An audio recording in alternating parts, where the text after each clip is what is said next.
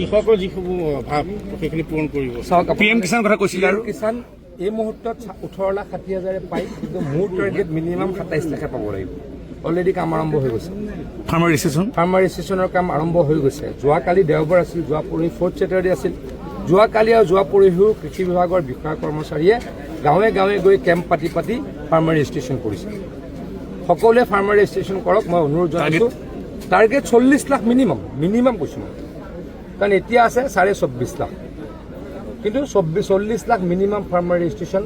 তাৰে সকলোৱে PM কিষাণ নাপায়, কাৰণ যিখিনি মাৰ্জিনেলাইজ মানে যে কম মাটি থাকে, ঘৰত চাকৰি নাথাকে, তেওঁলোকেহে PM কিষাণ পায়। কিন্তু PM কিষাণ আমি 25 লাখলৈকে নিয়াৰ টাৰ্গেট লৈছোঁ বা 27 লাখলৈকে নিয়াৰ টাৰ্গেট লৈছোঁ।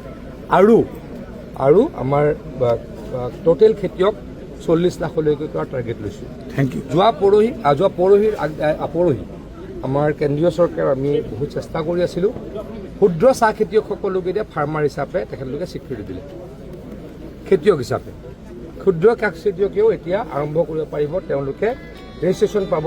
ৰেজিষ্ট্ৰেশ্যন পালে তেওঁলোকে এগ্ৰিকালচাৰ ডিপাৰ্টমেণ্টৰ যিখিনি সুবিধা, সাৰেই হওক, ইৰিগেশ্যনেই হওক, অন্যান্য সুবিধাখিনি পোৱা আৰম্ভ হ'ব। ইয়াত কম খেতি ধুবুৰী আৰক্ষীৰ নাক কাটিলে তামাৰহাট থানাৰ আৰক্ষীৰ জোৱান আশ্ৰাফুল হুছেইন মোল্লাই। আৰক্ষীৰ পোছাকত দীৰ্ঘদিনৰ পৰা কৰি আছিল ড্ৰাগছৰ বেহা। গৌৰীপুৰ আৰক্ষীৰ অভিযানত কফ চিৰাপৰ সহ গ্ৰেপ্তাৰ আৰক্ষী জোৱানজন। মহানগৰীৰ খাৰঘুলিত প্ৰায় 50 কোটি টকাৰ সোণৰ জব্দ। লতাশিল থানাৰ অভিযানত জব্দ বৃহৎ পৰিমাণৰ সোণ, প্ৰায় 38 কিলোগ্ৰাম সোণৰ বিস্কুটসহ গ্ৰেপ্তাৰ এজনক। গ্ৰেপ্তাৰ হোৱা যুৱকজনৰ নাম অক্ষয় বানচুৰে। আন্তঃৰাষ্ট্ৰীয় সন্থাৰ সৈতে সোণ সৰবৰাহত জড়িত সন্দেহ। গড়ৰ সৰ্গসহ হাতেলতে ধৰা পৰিল 3 সৰবৰাহকাৰী। সোণাপুৰৰ কমাৰকুছিত চেগুনবাগান ৰিজৰ্টত বন্যপ্ৰাণী অপৰাধ নিয়ন্ত্ৰণ ব্যুৰো আৰু সোণাপুৰ বন বিভাগৰ অভিযান। 3 সৰবৰাহকাৰী ক্ৰমে চন্দন কুমাৰ নাথ আৰু দীপজ্যোতি বৰ্মন। তিনিওজনৰ ঘৰ নলবাৰীত। এসপ্তাহৰ ভিতৰত 100% বন্ধ হ'ব লাগিব অবৈধ কাঠফালা মিল। অবৈধ কাঠফালা মিলৰ বিৰুদ্ধে মিছন মোডত বন বিভাগ। অবৈধ ব্যৱসায়ী বন বিষয়া সকলোকে কঠোৰ সকিয়নি মন্ত্ৰী জয়ন্ত মল্ল বৰুৱাৰ।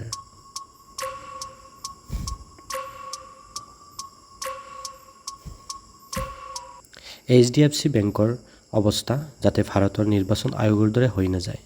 HDFC যিসকলৰ একাউণ্ট আছে তেওঁলোক সাৱধান হোৱাৰ সময়।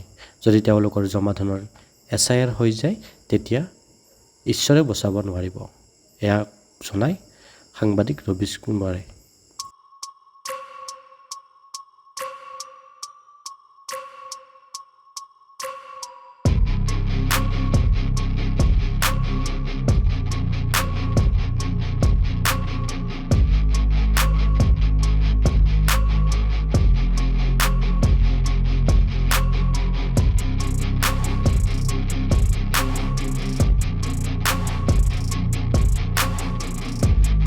যাত্ৰীক ঘূৰাই দিলে 10 লাখতকৈ অধিক মূল্যৰ বিদেশী মুদ্ৰা।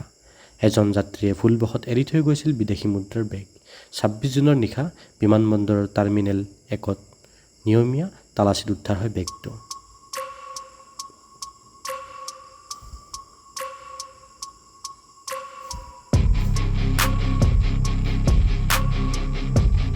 দেশৰ এক নতুন ভাইৰাছ CJP দেশ ধ্বংস কৰাই তেওঁলোকৰ একমাত্ৰ লক্ষ্য। CJPক লৈ বিজেপিৰ ৰাষ্ট্ৰীয় সভাপতি নীতিন নবীনৰ প্ৰতিক্ৰিয়া।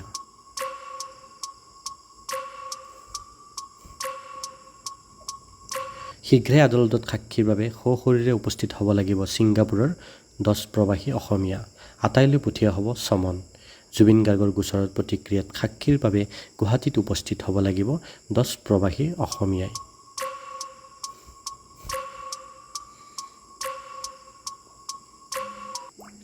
দেশৰ মাটিত চিনে পাতিলে গাঁও। অৰুণাচল প্ৰদেশৰ 5খন গাঁৱৰ চৰণীয়া ভূমি কৃষিভূমি চীনা সেনাই দখল কৰাৰ অভিযোগ। স্থানীয় নেহ জনগোষ্ঠীৰ উপায়ুক্তক স্মাৰণ পত্ৰ প্ৰদান। গুৱাহাটীৰ খাৰঘুলিত জব্দ ৩৮ কেজি সোণ। জব্দকৃত সোণখিনিৰ মূল্য প্ৰায় ৫৪ কোটি টকা। জব্দ ৪টা মোবাইল ফোন লগত ৩,৭০০ টকা অক্ষয় বনচুৰ নামৰ লোকজনে সৰবৰাহ কৰিছিল সোণখিনি।